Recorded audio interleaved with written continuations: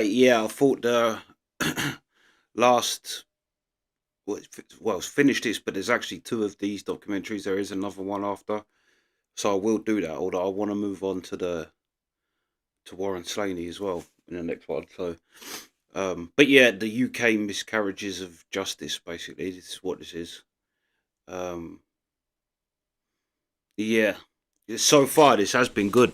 I was waiting for someone in the comments to kind of say, "Nah, he's guilty." I thought someone was going to, but then they laid out literally everything that's like why he. I don't think anyone thinks this boy done it.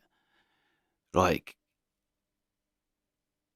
it's crazy he's in prison. It seems the only people that think he done it are the police. But yeah, let's go.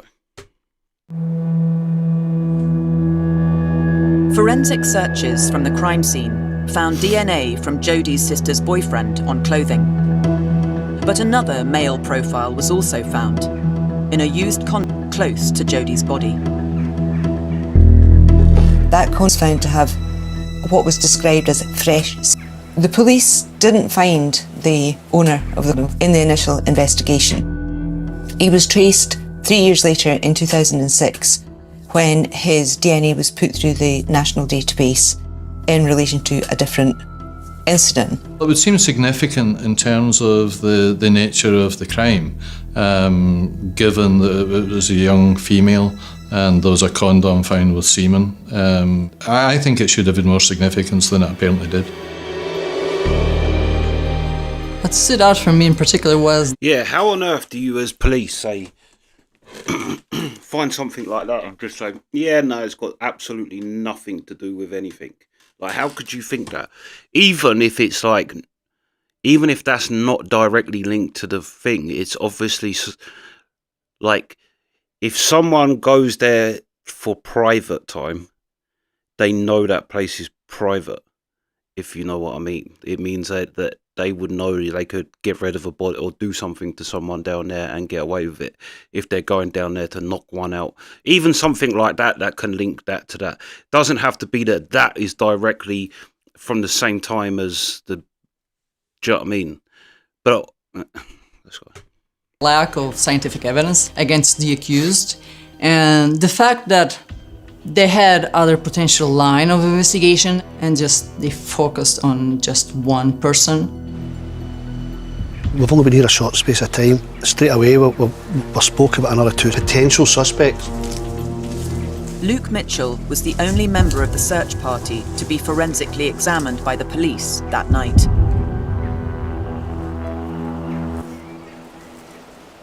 The visit here today for us is very worthwhile. Biggest thing for us is if those 4 people were here and found that body, why was it only Luke Mitchell that was taken in to be interviewed? All 4 of them should have been treated at that point as the same. But it just seems to be it was only Luke Mitchell, and at this moment doesn't seem to be a reason for that.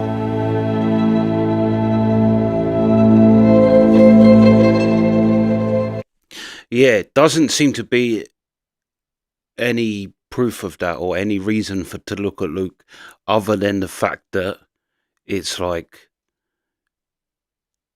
the husband or the partner.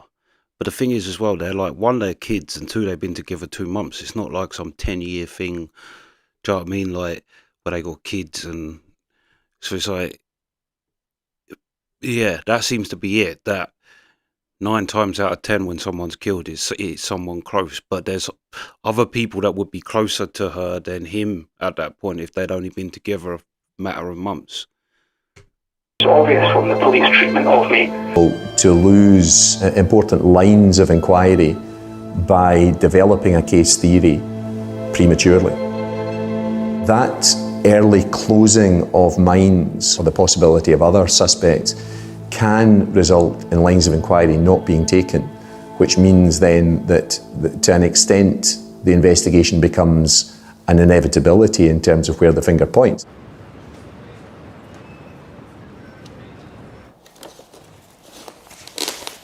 An examination of the case files revealed... The other thing that's weird about it as well is he doesn't seem like he's like a bad kid. Do you know what I mean? It doesn't seem like he's running around reckless and there's not a history of him being like a thug, and that's where like the police can get a grudge for someone like that and just pin something on them, which I think happened to Kevin Lane, which we will get to in the Miscarriages of Justice. But yeah, he doesn't even seem like he's got that kind of, like, he's known to the police to like that, where they would want to pin something on him. Inconsistency in the stories of how Jodi's body was found that night. You've got the granny's statement, the sister's statement, the sister's boyfriend's statement, but the first statement they made bears no resemblance to the statement that's used at court. In their first statement they said that Luke's dog Maya was sniffing the air and was alerted to something, right? Which is what Luke says as well. Which is what Luke says as well, which would indicate that the dog has found something and not Luke. But then as they go on and they put the statement they use at court, the dog didn't sniff the air and Luke went straight to the V. And it makes it look as if Luke knew where the body was. It makes Luke Mitchell as a suspect fit. The defence tried to pursue that. They read out the sister's boyfriend's description of the dog. It's an Alsatian, it's a big dog, its head was above the height of the V. That's a very clear description of the dog and how it reacted. And he put it to the witnesses, this is what you said. And they said things like, I don't remember. And the first story that they were all telling together just disappears. If 3 witnesses Again, that's another similarity with the Jay Slater case. Everyone's first things they said did not match what they said later after everyone had a chance to speak to each other and people called out inconsistencies in everybody's story.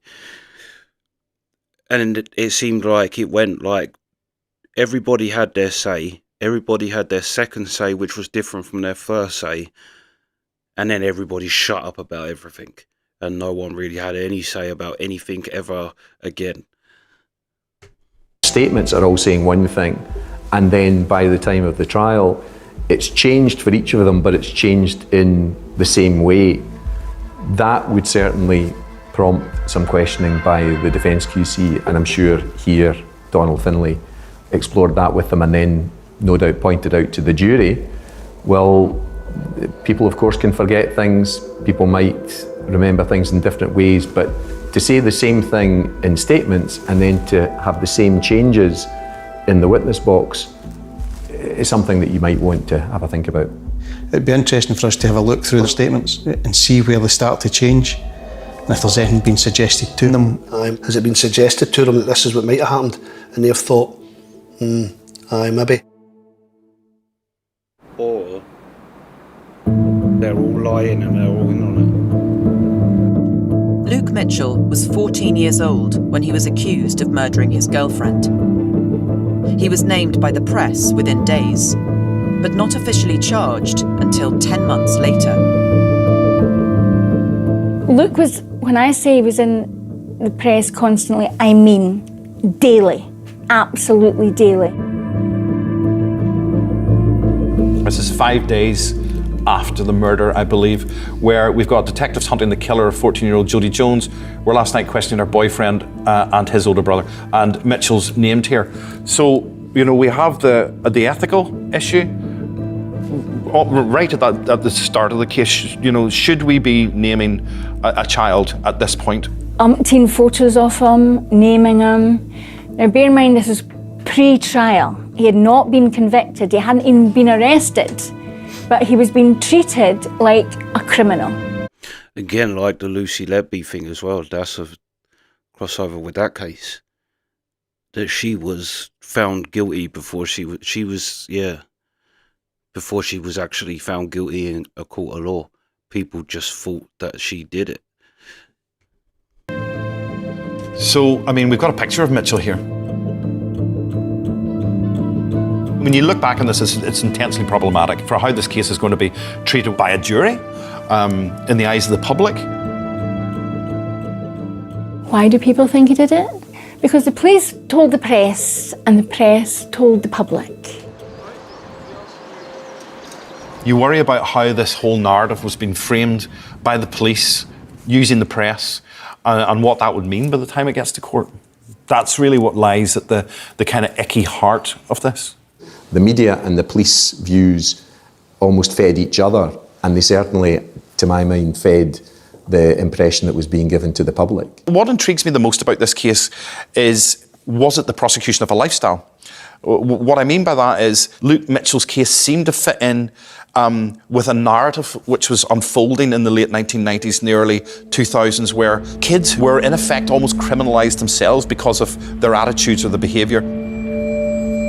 The dope smoking, the violent computer games, the listening to music that adults found offensive.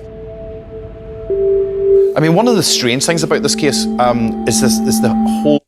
But the thing is, not the computer games, obviously, because they didn't exist, but that's always the case. Whatever the kids is listening to is horrific to that parents, always. Since, do you know what I mean? At one point it would have been folk and rock and roll and the Beatles, then the Beatles and the Rolling Stones was like, oh, kids are going crazy listening to this crazy music. It's always been the same. Involvement of Marilyn Manson and the Black Dahlia story being sucked into the narrative of the Luke Mitchell case. Marilyn Manson was fascinated with the Black Dahlia case. We know that he painted watercolours of the Black Dahlia victim. And it turned out that the prosecution were trying to claim that Luke had carried out a copycat of the Dahlia murder from the Manson paintings because he was obsessed with Marilyn Manson. Well, if the kid's into Marilyn Manson and Marilyn Manson's into the Black Dahlia, then, was Mitchell inspired by the Black Dahlia? There's a little bit of a problem there. Or there should have been a little bit of a problem there because there was no evidence at all that Luke had ever seen the paintings or that he knew anything about them. So they took all the computers that... Yeah, like I say, I don't actually know how old Marilyn Manson. That's actually someone we've never come across on the channel before. But, yeah, like if he's like a Nirvana fan, then it's going to be like, I bet he listens to Alice in Chains and Soundgarden and all them bands. But it's not the same as Marilyn Manson. Any of them. It's not the same movement even. Yeah. access to, none of them had accessed those paintings. If this website is what he would have had to access in order to see anything to do with the Black Dahlia killing, where's the evidence that he accessed that? And there is none.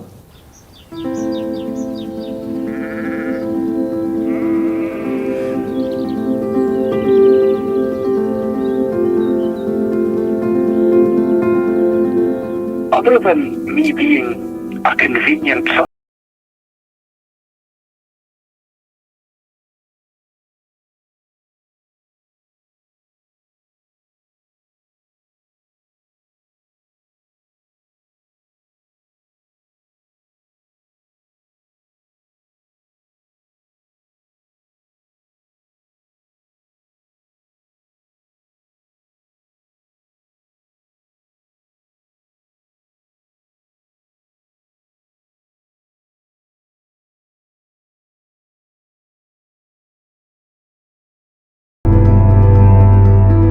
The whole idea, I don't know how many times this has to come up in cases like this.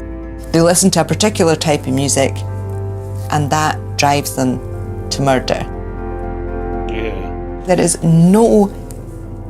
Yeah, that's the other thing as well with me saying he's not even into Marilyn Manson.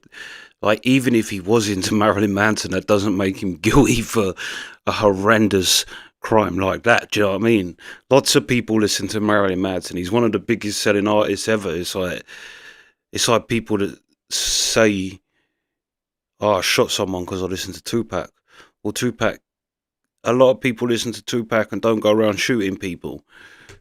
Scientific evidence to back up those claims, wherever they've been made, but they keep wheeling that old nugget out because it's sensational. It's not goth, it's grunge. People don't go out and kill because of Marilyn Manson. You can't blame Marilyn Manson for murder.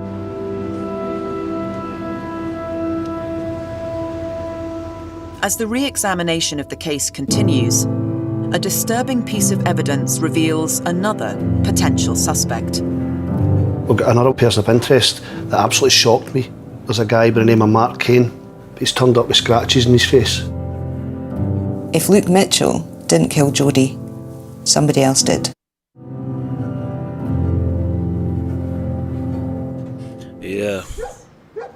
Yeah, that's the thing. The killer's still out there. But hold on 2 seconds. I need to make some more coffee. Yeah, let's finish it off. Let's go. Sound effects. In April 2004, Luke Mitchell's mother, Corinne, was arrested and charged with attempting to pervert the course of justice. 8 months later, all charges against her were dropped. This was a caravan sales, and the shop sold caravan accessories. I lost everything.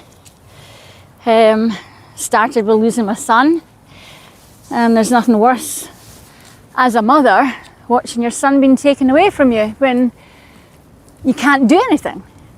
You can try screaming, try shouting, yelling, not going to get you anywhere. And especially when you know he's not done anything wrong because he was with you. And no one listens. No one listens. Then that has a knock-on effect. Yeah, she kind of touched on it there a little bit, but yeah, that's what her living was. She had her own caravan, and people burnt all the caravans down and destroyed everything, and she put in police reports, and the police just basically just ignored her. She's like the only person in the UK who, well, shit, I know someone as well, but that's for different reasons. But yeah, she's the only person in the UK that if 999 might as well block her number. Like, the police don't give a shit. They ain't gonna help. Yeah, but yeah, her whole livelihood, and no one was ever caught for doing it. But now that's where she lives, in a caravan. Yeah, crazy. But yeah, watch her James English thing as well, because it's because you think she's basically done that sentence with him. Well, after Luke was convicted, obviously this was an easy target. And one night I got a phone call from the police, can you come up? So I was up here about 3 o'clock in the morning. To be honest, all I could do was sit in my car and just stare. It was just mind-blowing. Utter carnage. It wasn't just a couple of broken windows, it was 40 odd caravans, completely trashed. So I sold the house. So now we've got nothing, absolutely nothing. So I'm living here. Not my ideal plan at 61. Living with no electricity, so no running water, no toilet. Unfortunately now my health is suffering because of it.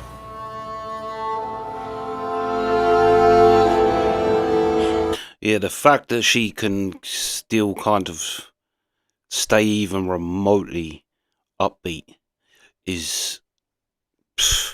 her strength is unbelievable, but... yeah.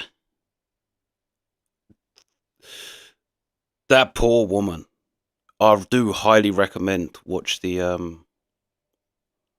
thing, yeah. James English.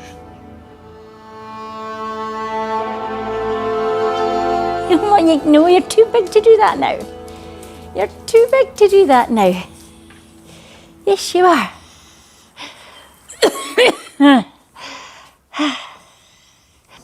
And here is what used to be my office, which is now my bedroom cum living room, which I share with Mako here. And a few rodents. Yes.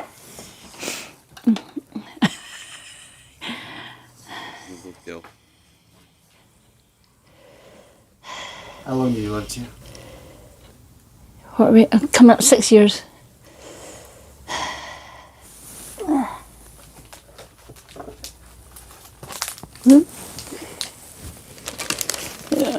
Luke and Mia. An innocent little boy, dragged from his home, having done nothing wrong, and then been turned into a monster by the press. It's just devastating, completely devastating. God, he just looks so young in that photo. Did you ever wonder whether you could do this anymore? Oh, I'll do it. It's taken its toll, but yeah, I'll keep doing it until he's out where he should be. So I want justice for my boy. End of.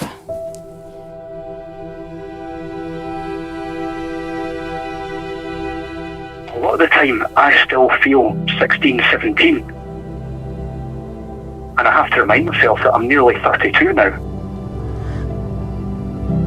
They took me away in April 2004 and I've still not managed to go home yet. I'm still waiting to go home.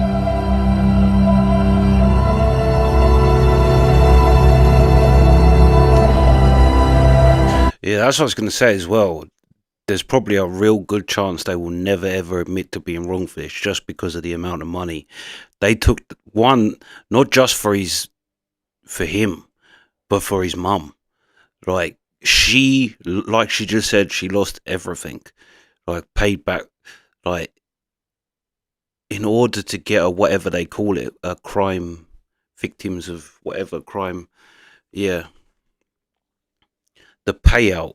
You took that boy's life. I mean, there's no repaying that, but that's going to be a lot of money, dude. That's going to be a good couple of million you're going to have to pay him straight up. And then the whole mum's losing her whole life and being in the situation, like earnings from the day that he went till she went away that she could have potentially made is going to have to be paid back. Like, that's why I don't think that they're ever, they're just hoping that he'll buckle one day. But I reckon one day this is going to get overturned, and I hope the mum's still alive and she can have some payback. Well, one, to get her boy out, and like she said, to actually see justice for her son, but also that she can go and, you think if she was in that position at that point with a caravan company and loads of she could have sold up and been on her a beach wherever she chose at this point in a 61. Do you know what I mean? So yeah, hopefully she gets to see. 17 years after the conviction of Luke Mitchell, evidence from 2003 reveals another potential suspect who may have been overlooked by the police. We've got another person of interest that absolutely shocked me. See if you go down to number 4 on that list. Yeah, got it, yeah. You'll see there's a guy by the name of Mark Kane. Yeah. Mark Kane has apparently turned up at his friend's house the day after the murder. He's turned up with scratches in his face. Carried out a wee experiment last night. I want to show you some pictures. Right, first of all, who's that? Right, that's Luke Mitchell. Right. Right. Who's this? I don't know who that is, but he's similar. The hairstyle looks very similar to Luke Mitchell. That's what I thought. That's Mark Kane. Joking? Nope. How similar are they? Right. The whole thing rests on eyewitness evidence. Driving by and identifying the person as Luke Mitchell, and they look so similar. During the police investigation, eyewitnesses Rosemary Walsh and Lorraine Fleming said they had seen Luke Mitchell at the end of the path leading to the murder site on the night of Jodi's murder. The identification by Fleming and Walsh could have been a mistaken identity, and the person that they saw was not Luke, it was Mark Kane, which would have knocked quite a big hole in the prosecution's story that Luke was at this end of the path at this time and that end of the path at that time. Do you know what as well? I literally just watched, he's got a channel living in London, but Daniel Lazzare's name, and I watched him talk about getting arrested for saying he didn't do. Because that's what I was going to say. I was going to bring it up earlier on. Because Luke Mitchell was insanely unlucky. Or Daniel Lazzare was insanely lucky. Because his story was that he actually didn't do it. He's like, I didn't do it, and I got picked out of a lineup. He's like, but when they picked a lineup of people, like he's like a bald. He looks like a computer technician. He's bald, glasses, like he's tall, slim, gangly, like. And he's like, they picked two great big black men, like two great big white bulldog looking, like, do you know what I mean? People that didn't look like him. And the person in the picture, the victim who picked him out, he's like, I looked like the guy. He's like, but the guy was a little bit more squatty than me. But he's like, but he had a bald head and glasses. He's like, but I was the only one that even remotely. So basically, the guy went, yeah, it's that. And he's like, I couldn't believe my luck. I'm getting picked out for a crime. He's like, I literally just got eyewitness picked for a crime I actually haven't done this time. Like, but when it went to court, the judge basically saw that in the like, and there was something else as well, something else that the judge picked out, but the case got thrown out against him basically. But Luke Mitchell was insanely unlucky. But yeah, if they'd have done the lineup where it's like Luke and then people that look nothing like Luke. You used to be able to, back in the day, you pick your own lineup if you was being made to go on a lineup. You used to be able to pick them. And that's where the old gangsters like Freddie Foreman, in Freddie Foreman's book, he talks about when you used to be able to pick your own lineup, you'd find out who the witness was and then pick their neighbours. It's like, so when they see the lineup, they see all their neighbours are in the lineup, which means that they now know that you know where they live. And he's like, and then funnily enough, they'd never ever recognise you and say you weren't there. But yeah, you're not allowed to pick them anymore. They pick them. Another wee trip through to Dalkeith again.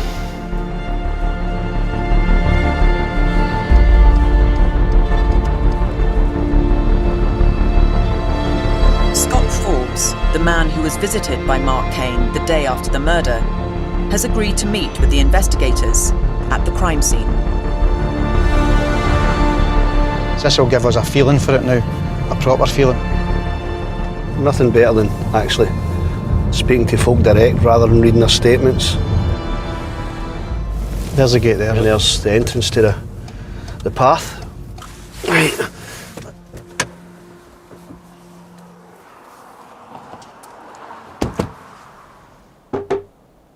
So what's over here? New Balabi College, and that's where Mark Cain was living. So that's the college directly through the trees there? Yes, yes. So we've got Luke Mitchell staying down there, we've got Jodi Jones staying up there, we've got Mark Cain staying over there. The closest person's obviously Mark Cain. Yes. So you're only talking a couple of minutes to get from there to there. Yeah, definitely. If you come out of the murder in these woods here, would this not be a perfect escape route? Ah, definitely.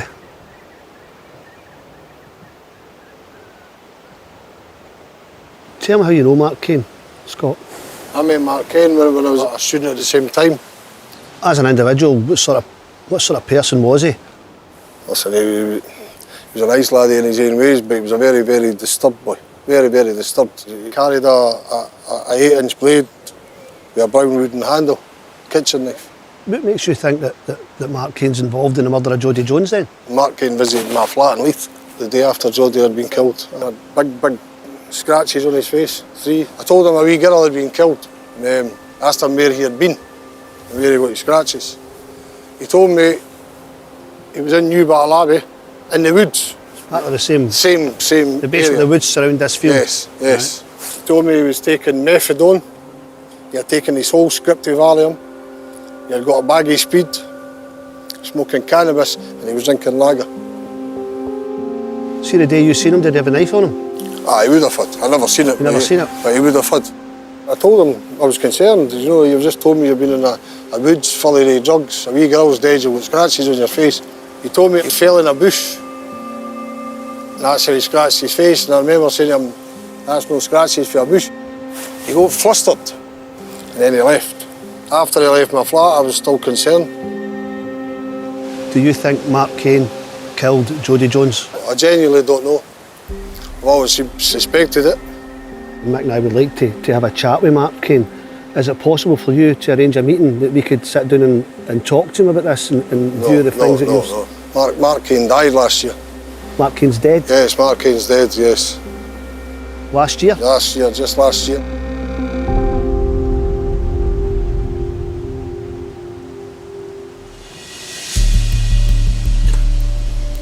I think we need to take... We won't worry about it next time. We'll see that next time. But yeah. Yeah, I did actually know him. But that's the thing. I got kind of muddled up. Because it is the person in the comments who I thought was actually going to say that Luke is guilty, but didn't, is the brother. In his comment, he said the brother. Which I was confused about, that the relation to her... yeah, that was violent and loopy. I wasn't sure whether it was the sister's boyfriend or the stepbrother or whatever. But I forgot about that guy too, yeah. Another possible... That's what I mean, there's much more like eyebrow raising stuff towards them than Luke Mitchell. But it does seem strange that the police just went straight for him like that. But yeah, like I say, we're going to do the next part of this little documentary. But yeah, I'm going to go on to Warren Slaney next. Another UK miscarriage of justice. But yeah, well, or supposedly, but we'll find out. But yeah, yeah, that's the reaction. Sweet.